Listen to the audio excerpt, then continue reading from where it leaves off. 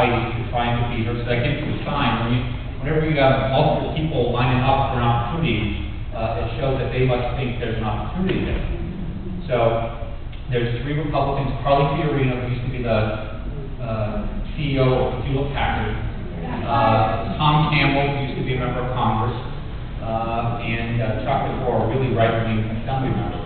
So they're fighting it out, but the Republicans have this now as a targeted race. 6 months ago, quite frankly, they probably didn't. Nationally, this probably wasn't on their radar screen. But as folks have seen, kind of the landscape has changed nationally and things have deteriorated in some ways for Democrats. This race is now going to have Republicans think that they can get back. And people are now talking, you know, it's sort of an uncertain landscape. You have to see how the politics shake out on the health care reform legislation. But people are still talking now, seriously about the Republicans being able to take back the U.S. Senate nationally. And to do that, California and Washington is one that they would have to take back. That is, Washington is probably the firewall between Republicans taking back the U.S. Senate or not. If we can win California and re-elect Washington, it's probably the math doesn't work for the Republicans to take back the Senate. But it's a serious, serious threat. Some of the recent polling that we made just saw stories about the PTIC poll yesterday, the story about the field poll last week. You know, Boxer slightly down or within the margin of error or slightly up. It's basically a dead heat for Barbara Boxer in the U.S. Senate. Other federal races, all the congressional seats in California are up this year. And it is really important that we send back our friends. All of California's Democratic congressional members voted for health care reform. All of California's Democratic congressional members supported the Employee Free Choice Act. The 2 biggest things on labor's agenda, the health care reform and the Employee Free Choice Act. We have a lot of people who are under a lot of pressure. Some of our folks from the Central Valley, Dennis Cardoza, Jim Costa, you know, they're thought of as blue dog Democrats sometimes. They were with labor, they were with seniors, they were on the progressive side on these tough votes. They had to be pushed, they had to be talked to, but in the end, they were there. And we can't say that.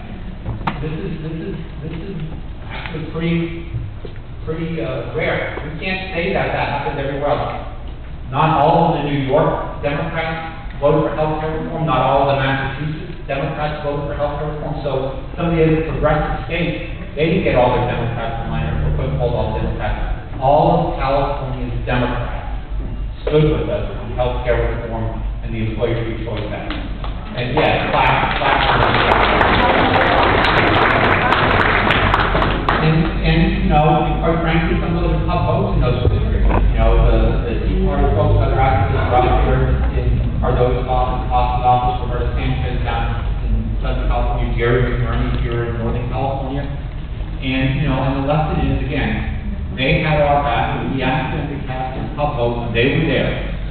So we need to send them back, because they have a track record, and it sends a message. If we're ever going to be able to ask for an elected official to really stand with us on a tough vote, and if we don't have the back of those who had our back, they're going to say, why should I? Cardozo took a tough vote, Costa took a tough vote, they're no longer here.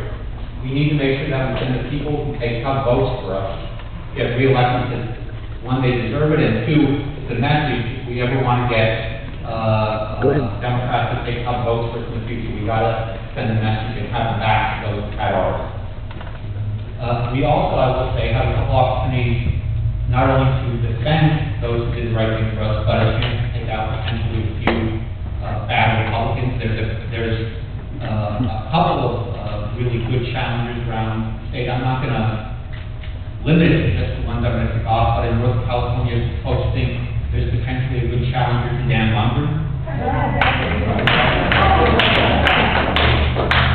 That's going to be a tough district. It's a tough district, but the Democrat that's running there is one of only 4 Democrats nationally, only 1 of 4 Democrats in the whole nation who outraised the Republican incumbent.